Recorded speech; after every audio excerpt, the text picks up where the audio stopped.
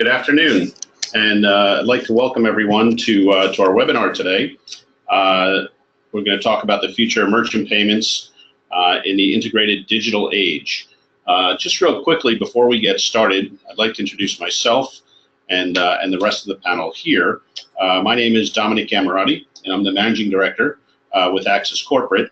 And I'm joined here today with our panel with Jay Bhattacharya, who's the co-founder and CEO of Zipmark, and also with Ted Bissell, who's our Global Director for Digital Consulting at Access Corporate. Hello to everyone. Hello. Let me just go through quickly a few logistics in terms of how we'll conduct the call today. We budget about an hour, as you've seen in the invitation, for the presentation. And about 30 minutes of that will be taking you through the content and specific points, what we're seeing happening in this area today.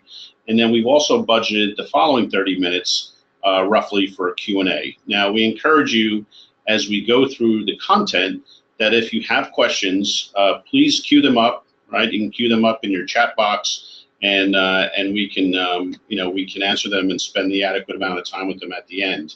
Additionally, you should also know that we're going to record the event, and probably about 48 hours or so after the webinar, you'll receive a link to the email that you registered with, and that will allow you to hear the conversation in full, as well as any of the questions as well. Okay. Let me just do so for the benefit of those who are not familiar with both firms. Just a quick background on both Zipmark and Access, who are co-sponsoring the event today. So real quickly, Zipmark is a technology company that was founded in 2012, and it works with banks, credit unions, and other financial services firms and payment companies to help them modernize their product offerings to technology-focused merchants and small businesses. Access is an international management consulting firm, and we specialize in financial services, and digital is among our prime practices. Our firm is about 12 years old now, and we have nearly 200 senior professionals firm-wide. And our clients often partner with us to help them, and they rely on us to provide support around everything from strategy to execution work for strategic projects. Okay. So why don't we get right into the content and in our discussion today, and let me just take you through the agenda that we've laid out here. Okay, so we've covered our introductions and some of the key topics in terms of how we've broken down the content that we'll show to you. We'll talk about changes in banks and the small business sector. Then we'll go into the size of the merchant payments and the opportunities. A bit more about merchant payment integration and integrated software vendors. After that, we'll start to talk a bit more specifically about the OpenTransact approach, and our speakers from Zipmark will lead that for us. And we'll talk more about the benefits for small business banking, and then we will have our tee things up for our Q&A session for like we said, for the second part of the discussion today. All right, so let's we'll get into the content today, or start to get into content now. So I'm looking at some of the landscape here, right? And I think what we're seeing today, or like I said, is what's going on today, right, within merchant banking business, right? And why is this so important? What's changing out there? There's obviously a lot going on, from non-bank challenger firms that are popping up to other pressures on costs and that are affecting both the banks and different providers' margins as well today. So I'm not sure who wants to take that one first. Perhaps Ted, you want to get us started. But why is merchant banking becoming so important today, and some of these things starting to affect it? Certainly. Let's take a look at some of the big things that are going on. It shouldn't come as a surprise to anyone. The technology-based services have become integral to small merchant payments. It might have been in the past that the smaller merchants might have been a little bit behind the times in their use of technology, and that's quickly changing. So among other things, the pervasiveness of the technology in this space has encouraged a lot of adoption of self-service boarding processes, and we think that that's at around 50% of the small merchant client base. So that's certainly changed from even just a few years ago. We also have some big players like independent sales organizations, the ISOs, as well as the independent software vendors, which are the ISVs, and they've seen a lot of strong growth in payments channels, and in fact, this is done at the expense of traditional payment terminals themselves. So these players and the other alternative pay channels now represent about at least 35% of the value of new incremental payment revenues.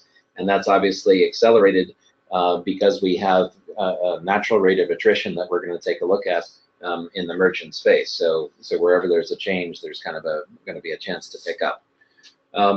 There's also a reliance on third-party merchant acquisition partnerships. And so these often leave the bank's merchant services, without a lot of the resources they might have had in the past to handle a lot of these different issues.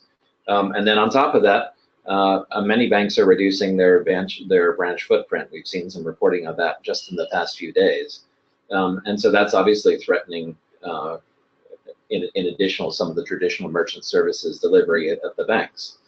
So what we're going to take a look at is that we think that a bank, in order to really earn the right to continue a relevant and full service proposition to their small business segments, the merchant payments operation needs to be able to set up and become an integrated payments player. So let's look at what this traditional model had looked like. Some of the characteristics here was that the merchant client would seek out the bank as its first address for guidance. So I'm going to go to my banker at the local branch, and they're going to help me set up my business. The client's bank relationship is really the one that drives where the merchant services are going to be, and obviously that's been augmented and still is augmented in many cases by POS terminals being physically available in the branch. So you walk into the branch and you walk out with a POS terminal. And it's also a much more standard model that was good enough for both bricks and mortar and also basic e-commerce merchants. And then finally, also the majority of the payments boarding processes and getting deployed and integration was often foisted to a third party. So now that's starting to change. So maybe we can take a look at point by point here. First of all, the ISVs are the ones who are becoming the specialists in the businesses and really sitting front and center with the merchant payments. I mean, yeah, I think this is a critical point that needs to be recognized and is one that is talked about a lot in the discussions that Zipmark has with merchant banks. The reality of this is that you have new channel diversity where the merchants are coming through, and the first decision that many small businesses and new merchants are making is, what software am I going to use to run my business? And rightfully, the ISVs that have been developing software for specific verticals and specific merchant use cases have gone and attempted to monetize the payments activity on their platform as well. And so what you're finding are merchants coming to the bank with a software package already selected, where their first question is, do you work with this software package? Yeah, absolutely. So it seems that there's also there's changes now in the incentives, right, between the payment processors themselves, right, and the banks, right, and some of this too is starting to become challenged and not as aligned as it once was. Correct. Right? Correct. And in fact, it's not only the question, are you compatible, but really getting deep into the value chain of the merchant businesses. So any of the other bank services, even if it's not directly affecting payments, would still be kind of saying, hey, does that interface with my ISV backbone at this point along the way? Not a surprise to anyone who's working in small merchant payments. There's a lot of card not present transactions. That's shifting. The Federal Reserve is shifting the terminology now to remote payments, because that's also going to incorporate situations where small businesses have mobile apps, let's say, and have a payment capability in that mobile app. So you're still on premises physically, but in fact, you're not presenting a plastic card to a payment terminal. Yeah, and again, this is similar to channel diversity, where merchants are coming through. You have diversity around consumers who are actually making the payments to those merchants, and consumers are demanding multiple payment channels, and they're demanding payment acceptance of different types, and merchants have to be prepared to accept and accommodate those needs. Absolutely, and it goes without saying that we're seeing payments fully integrated with the ISV capabilities, and in fact, a merchant doesn't even necessarily have to think about a POS terminal anymore. That's correct, and I think that ISVs, being nimble software technology organizations that are very close to the merchants, have made the right move in taking payments and making it part of their product, as opposed to being something where they provide all of the value to the merchant, and then at the last mile where the payment is being executed, they might hand that off to some other organization that they don't have a relationship with. Instead, what we've seen is the proliferation of ISVs that are payment enabled or have become platforms themselves for merchants to create the types of tooling they need for payments. Indeed. Let's look at how that's evolved. So, we would even state nowadays the ISV is really the first destination for the small merchant. In the old days, life was so simple. You had payment, you had a nice payment terminal, they're still around to be sure, but now what's happened is that has extended really into all of the elements of the value chain of a small business. So from customer acquisition through to the front end customer experience, payroll, internal things. There are a lot of gig economy type contracting arrangements, and then inventory and ERP systems. And so what's happened is that most industry verticals have their own little, sometimes now bigger ISVs, and so BakeSmart, who really focuses on the needs of a bakery. I don't know I think GateMaster was one that you might have come along the way. I mean, they it's ticketing platform for events, and you have a huge wide variety of software vendors that really get specific around the type of business that the merchant is managing, and solve a number of operational issues that fall well beyond payments, ranging from inventory management to delivery logistics of products, payroll, etc. And part of that package is the ability to charge the consumer and the ability to accept payments in the way that these businesses need to. I think what's particularly interesting are platforms that are emerging from these initial ISVs. So you have companies like ShopKeep that started really as a small retail solution, coffee shops, etc., have now started to grow past that and have become open platforms themselves, where you have another generation of software and technology vendors that are building right onto the ShopKeep platform. So I can get my ShopKeep, POS terminal, ShopKeep mobile POS terminal, and add to it based on what my business's needs are, which is a great phenomenon, and is providing a tremendous amount of value to the smallest businesses.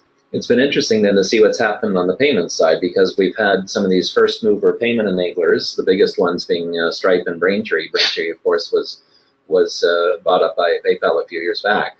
And then, not surprisingly, kind of some of the traditional players like First Data and Elevon are scrambling to kind of come up with offerings that are somewhat sympathetic to how the space is evolving. Mm-hmm. Sure. So like I said, we were talking about how we're starting to see sort of this area it's changing. It's becoming grayer, right? And you have new challenger organizations that are popping up and becoming much more knowledgeable and proficient of the merchant's business. But if you look at it historically, right? I mean, banks make money from their banking services, right? And the payment processors have historically been focused on fee-based revenue from the payment services, right? So at some point, right, these payment processors are starting to offer other financing products to the merchants. So it's opening up the whole competitive landscape now, would you say? Well, yeah, I think so. I mean, it's kind of an open space, and we're in open APIs and open software packages. I mean, it certainly opened up the need for connectivity. I think that Dom, what you mentioned around where banks derive the most revenue and the most profit from is an interesting topic, because you have you've had a period where merchant services and payment processing has been sort of a business that ran alongside the bank's traditional business, and was a nice additional revenue stream that they dealt with for the most part as a referral revenue stream, right? One that they referred their own customers to payment processing specialists, and then took a piece of that revenue with very little operational responsibility to their customers. Now that world has changed, right? And we're starting to see banks start to recognize the fact that in order for them to continue to sell in their high-value banking services, whether it's loans, lines, checking accounts, payroll processing, whatever the case may be, they need to be able to, have a more direct relationship with the merchant, as opposed to just kind of handing them off to a First Data or handing them off to another partner. Yeah. So it seemed, exactly. And now this rate of change seems to be happening, quite rapidly, right? And what's that mean for our traditional banking clients, right? Well, it starts off, I think, with looking at what's the overall size of the opportunity. So if you're sitting in a small and medium business focus area of a bank, you would say, well, I realize all these things are changing, but is that really going to impact me? And really, you can start with, well-known, typically 5% CAGR growth rate in the overall card payment volume space, right? So that gives us a starting point. That's mitigated a little bit by the 10 to 20% annual merchant natural attrition in the space. So though it goes down, it actually comes back up again, because that's typically compensated by somewhere between 10 and 20% new merchant acquisition. So it's even if the net effect seems to be zero or slightly positive, in fact, this means that there's a lot of turnover going on an annual basis in the space, and a lot of new decisions as new merchants are coming online. Then, of course, e-commerce volumes are really bounding at pretty strong rates, so 15 to 25% growth in the ISVs, and then also in parallel about 7% e-commerce growth. So what that ends up being is about a 33% new revenue share of complex payments, and those two factors give us a pretty large opportunity to begin with. Then on top of that, banks that are really carefully looking at this will also be calculating what might be the missed cross-selling opportunity in cases where they've not been able to get kind of a deep relationship with the merchants. Now, this comes together really to look at a much larger opportunity. If we look at where we've been in 2017 with the merchant card payments, so about $6.4 trillion of volume. We've looked at this pretty conservatively. Then we figure in the attrition, we figure in the traditional payment ads, but then look at what the factor is of the complex payment ads. So already for 2017, that was around 450 billion in annual volumes. Now, if we look at where things are going right now, we're looking at about a 22% continuous annual growth rate, and then over a 3-year period, that gets us to about 840 billion in TPV. So about just over 10% of the total on the space. So this is really becoming pretty significant within a short period of time. I think that's right. And I think what you pointed out here, Ted, that is the most salient piece, which is an enormous rate of growth over a 36-month period in an industry that doesn't change typically in such short time frames. What this suggests is that the value that ISVs provide to merchants far outweighs, the costs associated with switching payment providers or having to select a particular one, and that businesses that have these needs are going to continue to make their decisions around what software they need first, and that's going to be the critical decision before anything around payments. Okay, that's a great point. I mean, it's clear that these specialized ISVs are really changing the landscape and impacting and challenging that traditional merchant acquirer relationship. If you look at some of the merchant acquirers or acquirers and merchant transactions, being introduced through different software platforms that the merchant chooses, those merchant acquirers need to prioritize this different ISV channel, right, much differently now. Right? Oh, for sure. So and maybe we can take a look at kind of how things are coming together. So, what does the ecosystem look like? Well, kind of traditional, or what we'll say current state is most services delivered to the merchants through the bank branches, and with a traditional fully integrated client services operation that goes direct to the client. In the past few years, more often than not, that's been in partnership with acquirers who've come into that space. But now what we're seeing is suddenly, with the appearance of these ISVs, they're moving into the space, they're developing direct contact with the client, and obviously cannibalizing the traditional TPV that the banks were looking on getting at.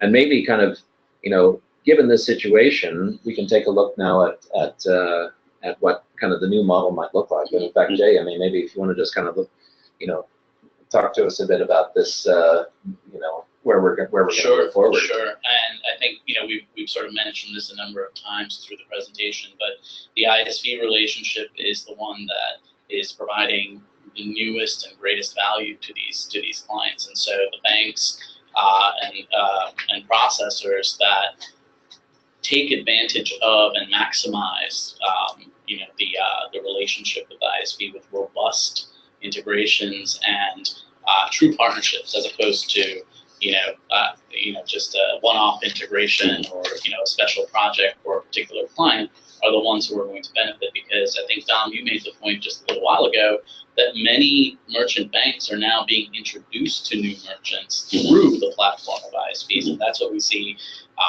Processors like Stripe and Braintree kind of interceding, into the flow of traditional merchant acquiring by being the first option presented inside of the ISV's platform. And that's really the opportunity that we look to prepare merchant banks to take advantage of. So banks can also establish, an IPSO, which they have in order to take advantage of the opportunity that I'm describing, which is exactly what they need to do. They need to prioritize looking at this ISV marketplace and prioritize the ISVs that they think are meaningful to the segments that they service, to the customers that are in their portfolio, or segments that they want to expand to. And so there still may be opportunities where the client is still coming through the bank branch, to be sure. I think that's going to happen. It's not going to stop. It's going to stabilize at a lower rate than where we are today. Right. But I think what will be different is that the client who walks into the branch will walk in with a software package already in hand, and the expectation will be that the bank will be able to work with that software package. Or the client will walk in and expect the bank to be able to recommend an appropriate software package for their business that includes an integration with their banking and payment processing services. So it's clear that the banks need to do a lot of things to prepare, to be able to keep pace with this rapid rate of change and new landscape and this new model as we see now. It'd be good to understand too is what do the banks need to do now with respect to their development efforts and organizations, right? And how they keep up with it and balance that with the challenges and demands of their legacy infrastructures.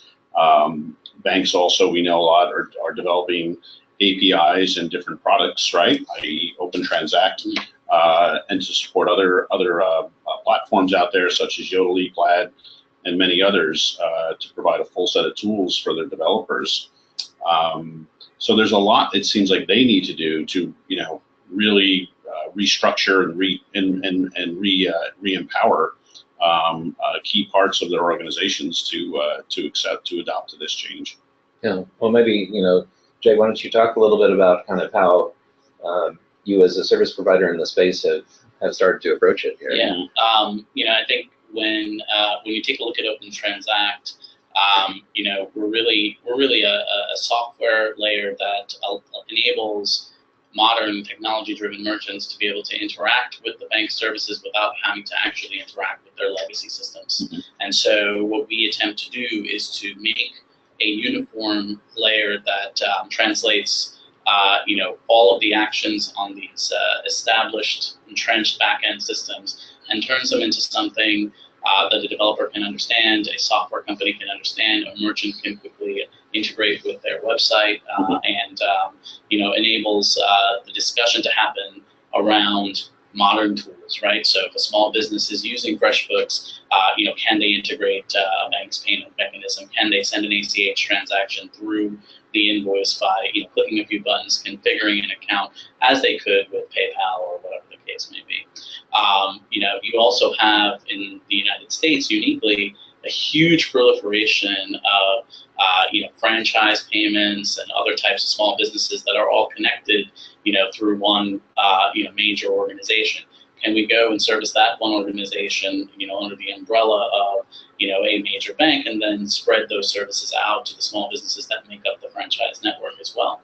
And I think that from an implementation perspective, it really couldn't get more difficult than implementing with the bank directly. And so what we attempt to do is to take implementation and really eliminate the investment that a merchant or a software provider or an e-commerce provider needs to make by having pre-built components around the most common workflows that a merchant has to deal with. And that includes integration with payment gateways, and we try to provide those tools so they don't have to keep building that over and over again. In the case of platforms with sub-merchants, we provide onboarding and validation components that are pre-built and certified.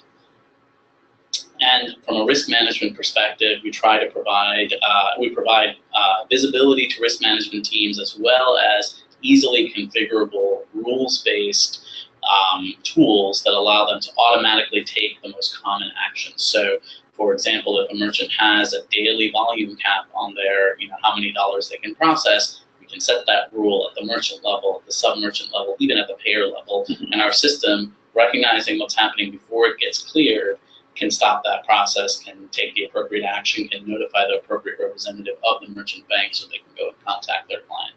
And then the last piece is what merchants want the most of, which is the ability to track their progress, provide the right dashboarding, and then ultimately the business insight that goes along with that.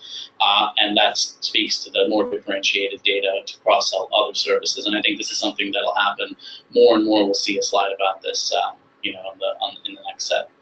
Yeah, and maybe it's a good chance to talk a little bit about how this happens, because it seems to be quite a lot that's going on, and a lot of integration and so on. It is, and I think that the nice thing about working with a company like Zipmark is that we run the traps already, and we've sort of gone through this process with multiple banks.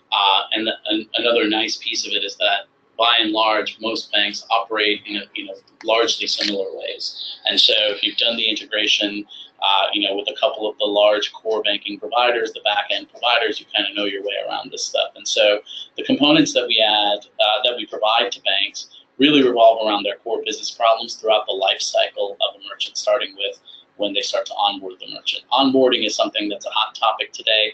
This concept of progressive onboarding is a big discussion point, and is one that's totally relevant. The last 20 years has been about kind of barring the door to the castle, as my business partner likes to say, and anybody who really gets through deserves to get through. Sure. And now, what developers want to see is there a low hurdle way for me to test out your service? Is there a low hurdle way for me to get into, your developer tooling, and can a bank provide that? And we help them to get to that point. Around payment acceptance, we mentioned before that you need to be able to manage a diversity of payments, and that may include, your core partnership with your processing partner like a First Data, but it may also include alternative payment providers. And so by enabling a platform like OpenTransact, you can provide Visa, MasterCard, Amex processing, as well as PayPal processing, or other types of processing that may be necessary. And so, from our perspective, we don't see pay channels as something to limit. We see pay channels as something to continuously expand. To enable the maximum number of choices. And again, back to the dashboarding, we feel that making information available to merchants, small business owners, and even medium and large size business owners whenever they want it, in whatever fashion they need it, is critical. But I think the other key piece here is to provide it in such a way that you can use it with your business insight tools. And I think that's one of the key pieces that's missing from the merchant acquiring business today. A lot of this data is locked up in very, very kind of old-fashioned reporting modules, can't be easily piped into API-based data visualization tools and things of that nature. And by enabling a layer like OpenTransact, you have a place to get that data and get it out to the tools that you need it to go to. Key problems around onboarding, just to get to the next level on each one of these boxes, is collecting information about the merchant. The goalposts on this keep changing. There's a new regulation now around knowing who the beneficiaries of a merchant's businesses are, and being able to collect that data en masse quickly with automation to validate that information is a service that we focus on a lot. We talked about APIs and services to help with integrations. We also pre-integrate with a number of gateways and ISVs so that many of these pieces can be done already. Managing a merchant's ID and issuance, this is just the end point of onboarding a merchant. Typically, this is something that can sometimes take days and can result in a delay in the merchant's business. The goal here is to really provide instant issuance of that ID if the merchant meets all of the requirements. I guess that's an example of, and this is and to provide the merchant acquirer with an interface to manage all of the various relationships that they have with these merchants that they've onboarded. Mm-hmm. And of course, the last piece, is to be able to integrate the merchant processors' APIs and their gateways to collect all that information and present it in the dashboards and the various reports, to enable services like ChargeHound. So ChargeHound is a chargeback management tool, a company that we partner with. They help merchants to manage friendly fraud, which is a growing cost for many merchants, particularly e-commerce merchants. Mm-hmm. And ChargeHound works great. Doesn't cost the merchant anything. They take a piece of recovered funds. However, they need the data from your processor in order to work. Mm-hmm. There are a number of merchants. Every merchant that I speak with would love to use this service. Mm-hmm. The only ones that can are the ones that are on modern processors like Stripe and Braintree. And so, putting that together, a lot of modules, and I assume that for a small business that some of this may be daunting, and maybe also on the bank side, how does this then come together? So the way that our organization likes to work is, we try to get everybody at the top of the house talking the same language. What we find is that, everybody at a merchant bank, knows this problem exists, but sometimes that strategy needs to be clearly articulated in order for it to be owned. Typically, that's something that takes 2 weeks. We come in and interview the stakeholders, and we interview the customers as well to understand the pain points directly. A lot of times, customers will tell us things that they won't tell their bank. We do a quick planning and requirements gathering. Again, 2 weeks. Work with the IT and operations team to get that squared away. And then our team will come in and design the customizations to our platform. So OpenTransact is built to a broad spec that's acceptable to a broad swath of the industry, but almost in all cases, every merchant bank requires some degree of integration with special tools. There's certainly branding, and also certain workflows that need to be customized in order to meet their needs. Can you say, once you get to this phase and working with clients, that if they show up with a lot of gateways that need to be integrated to, or maybe even multi-currency and so on, does that then expand quite a bit, or we're already go in a sprint? Gateways aren't going to drive the timeline up. It's specialty integrations that are going to drive the timeline up. We're pre-integrated with all of the major gateways, but there's always some homegrown risk management tool that we have to integrate with. Right. Never anticipated. Right? That's right.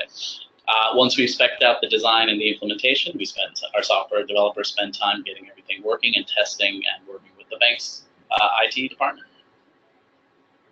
And then lastly, it's testing and deployment. Okay. All right. So obviously a well thought out plan that gets the clients to anyone who is serving this SME banking and the merchant sectors, right? What it is they need to do in order to build a business case. So this will give them that foundation. I think that's right. I think that's right. And I think what I would emphasize is that we designed this process, after many rounds with many banks and many periods in our careers at banks, in a large part to have consensus and checkpoints at all the key phases, right? And the goal is to be able to stop at any point, and if they need to walk around with the documents for another quarter and get the consensus for the next stage, we can do that. And so that's really how this process is designed. In the testing phase and in security, a lot of banks have taken a very traditional approach to some of these new services. And how have you been the educator in many cases on how this integration and testing should go? And I think educator is the kind way to put it. I think we end up spending a lot of time dispelling myths, pushing people into places that they've been avoiding. Often this is the first foray into cloud computing in any significant way for a lot of these banks, and so we have relationships. Yeah, we have to bring the relationships with Amazon and Microsoft and Google. Get them involved in those discussions where appropriate, and help those banks figure out cloud governance, security. How does this change my operations? Who do I need to get involved? And have those discussions with them, and that's really where you need to have that full-on strategy engagement, because this is really changing the nature of the business, and it's a big deal. And clearly, right, as we experience in our everyday lives, right, this is a today issue for banks and people service market to deal with, right? This isn't something that it's going to happen in the future. It's been happening, right? You're a firm that's been around for 6+ years, and right, you have real clients, as do other people committed to this business. So it sounds and if you look at some of the other changes that we see every day, announcements regularly about how banks are closing significant amounts of branches and other things, right? So this is things anyone who's already in this business, should be, if they're not already somewhere down in this thought process of what they're going to do next, is already falling behind. This is something kick off for 6 months down the road. Absolutely. Yeah. Okay. All right. Any other comments? We're just about at the 30-minute mark in terms of the content presentation. Any other comments from either you, Ted, or for you, Jay? Otherwise, what we'll do is we can move into the Q&A part and see what questions that we have. Well, no, I think we can look at kind of summarizing kind of what the opportunity looks like, but it's probably also a good opportunity as we talk this through to think of any questions that you might want to formulate and send in, and we can jump right into questions as we finish up here. So we wanted to look at kind of what are the potential benefits in this situation here. And really focusing on merchant payments.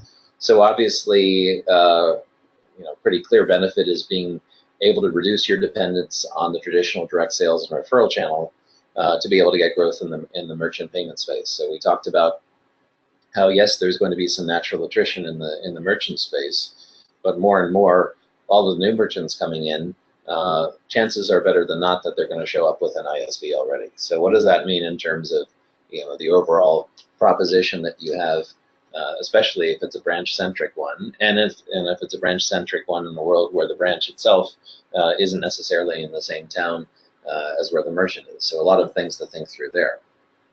Obviously, you want to be able to stem some of the client leakage to the more agile competitors who've gotten the integration taken care of, and obviously the ISVs themselves. Now, even if the ISVs are starting to impact the financial services, as we looked at also, there's some synergy effects that may make a difference there. And so if you think of the cross-selling that goes on when you have opportunities in the small merchant spaces, that comes up as an issue. We certainly, the expectation of most people in business now is that a lot of these administrative processes, such as activating or any sort of onboarding processes, are going to be streamlined. They're going to be simplified, and from a bank's perspective, that's hopefully also lowering the acquisition cost in this space. So a little bit less paperwork that has to take place from the bank side.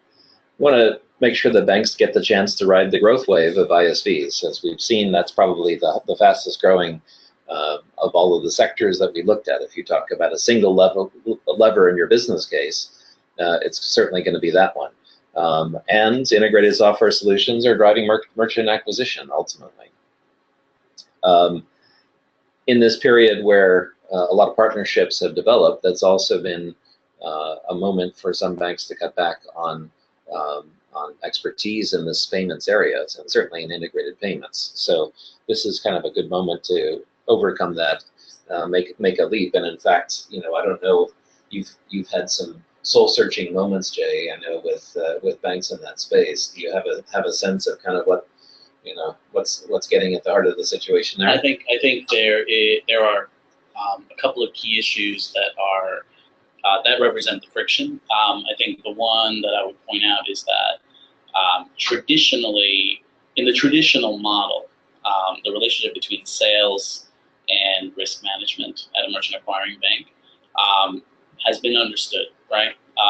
And you know, it's clear, you know, what that risk is pricing, you know, for the risk that sales is bringing in. And I think in the case of ISVs, marketplaces, and platforms, those, you know, companies that need these complex payments, that have these complex payment needs, you know, that traditional role of risk management, you know, is starting to become, has to change and has to evolve, right?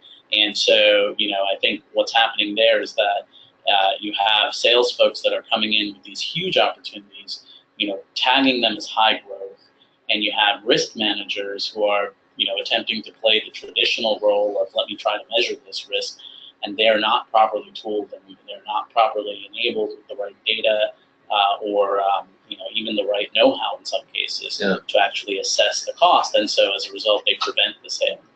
And I think that's also a bonus. In fact, probably the last aspect here is that you know, you already mentioned about some of the net effects of having the data ready to go, sitting on the API, and you know, you can grab that for a risk process. You can do a lot more advanced analytics, and you know, one of the big areas is to understand what's happening with card present, what's happening with remote payments or card not present, and an understanding of how you're going to build a business on that basis. You know, I think e-commerce took a lot of businesses and banks by surprise, and it's not going away. And some of those styles of making payments coming from e-commerce are really going to pervade a lot of other aspects of commerce. And so really, I think we've laid it out, you know, some of the things that are worthwhile doing and moving forward with the bank. Dominic, I don't know, can we dive into some questions from our participants here? No, thanks for summarizing there. We do have some questions that are queuing up. So why don't we go to those now and see if we can start our Q&A session. And again, like I said, just feel free to queue up questions on the in the chat box there, and we'll see them and queue them up in the order that they're coming in. Okay. So one of the ones that we have here, I think, is focused a bit more on international transactions around import and export transactions. And I guess the records within this space seems to have been moved more towards blockchain-based or distributed ledger environment, right, where the payments from the merchant and client bank are also recorded on an open ledger. And this person wants to know, you know, what do we think will be the impact of blockchain on the traditional and the new payments segment? I would think it's probably going to start off with, you know, sector by sector. So, you know, obviously there are a number of small businesses and small merchants who have a disproportionately international national part of the group. I think what's more likely to happen, as we've seen with these ISVs, is that we'll have some specialist ISVs that will start to implement some blockchain settlements. And, you know, perhaps that also becomes, once again, a platform where banks getting into this space will start to do it. I think it's unlikely, at least for the U.S. banks, that in the first instance they're going to come in and have, you know, international settlement through blockchain. They will probably have build it on their existing infrastructure and unfortunately pass along those costs to merchants. So it's an absolutely open space for an ISV to come in with that sort of gateway with a settlement into blockchain. Agreed, and I think, you know, to the extent that banks will participate, it could be experiments, it could be, you know, just trials and things of that nature. But there are already a number of companies that are, creating cross-border, payment capabilities that include blockchain. In some cases, you know, it's not, you know, it's an option for clearance, and in some cases, it's one that the payers and payees can opt into. In some cases, it's not. Right. In some cases, it's the choice of the actual payment provider to actually use, a cryptocurrency to settle or something along those lines. And so we're seeing a lot of that happen. I think that will change, the way that cross-border payments are managed over time. I think the other part of the question evolved around some of the remittance data, and we're seeing a lot of smart contract stuff come through that includes connectivity to these payment services. And I think that over time we'll see a large portion of international commerce start to happen across these platforms. But it'll take a while before it grows to the point where a bank, you know, gets interested and actually wants to do this. And it might be starting off more in the B2B space to begin with. Sure. So the actual end user payments may not be directly related into that same space. So let's say you might have a wine importer who would be delighted to bypass a lot of the multi-currency settlements, or indeed some of the letters of credit or some other, FOB, pricing and so on. So that space is right for someone to jump in and do that. Maybe it's one of the existing ISVs, but they're growing also. So watch this space over the next 5 years. We'll probably see a lot more of that. Okay.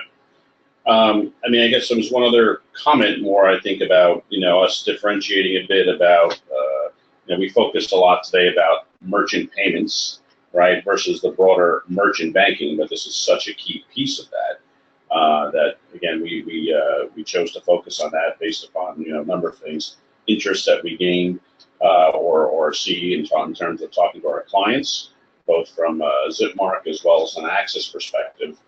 And I think also what OpenTransact and Zipmark's offering is best designed to support, right? So this isn't a broader solution for all merchant banking. We're here to talk about how it's affecting the merchants and the associated payments that go along with that. So it's it's a good lens to use for the overall transformation in small business banking, because it's basically contains everything that's changing, starting with clients who are coming with a lot more integrated software and kind of ready to go systems.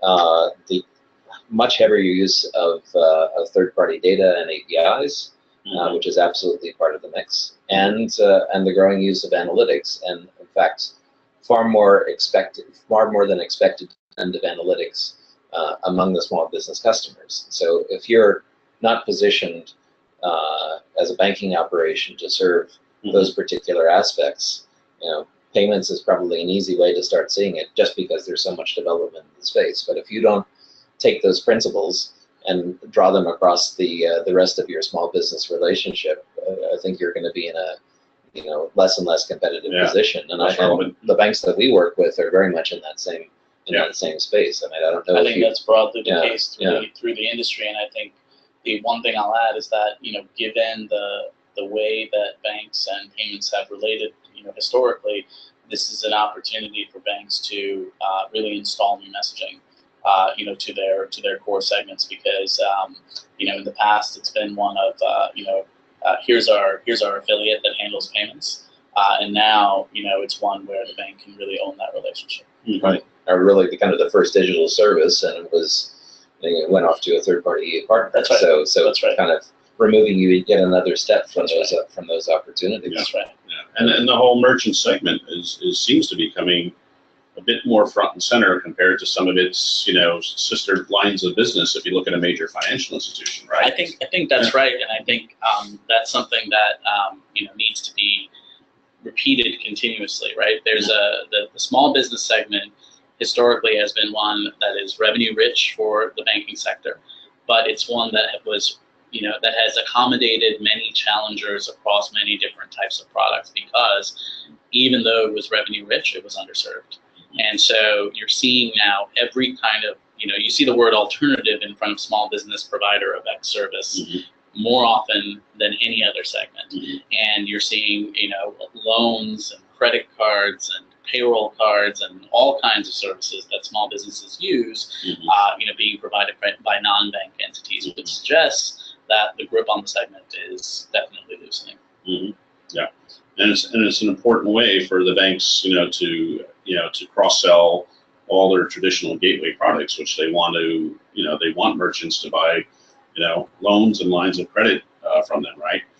So the whole dynamic in terms of, like I said, merchant banking being, or this area of dealing with different merchants differently, is going to provide them, or at least allow them to hopefully, slow the grip that they once had pretty much, enjoyed a dominant position in. Yep. Okay. Let's just check right here if we have any more questions.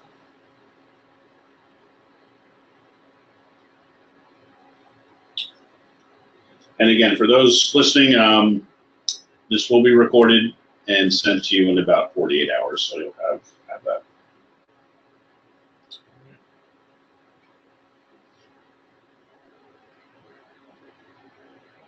So, okay. All right. I think that concludes all our questions that we have. What I want to do, also, what we'd all like to do, is certainly thank everyone for their attendance today and their participation. You also have the opportunity, either at any time now or sometime after you receive the recording, the contact information for Jay, Ted, and myself is published here again for you to see. And again, you can also correspond to us via the webinar invite as well too. But we'd be happy to have any follow-up discussions. We really appreciate you taking time out of your day, and we hope we have the opportunity to talk to you in more detail about some of the challenges and goals that you want to accomplish in this space. Okay. Thank you guys for having Great. Thanks for everyone participation, and realize that you're calling in from around the world. So yes, yeah, really worth noting, Ted. Yes, we had a very a broad audience today, representing a number of different large and small financial institutions, and as well as technology firms that serve those industries. And yes, we had a good international audience, which is worth pointing out. So appreciate those attending at different time zones, and we'll do our best to keep it as at a neutral time zone, so we can have the best amount of participation. Thank you again, and we look forward to speaking with you. Bye, everyone.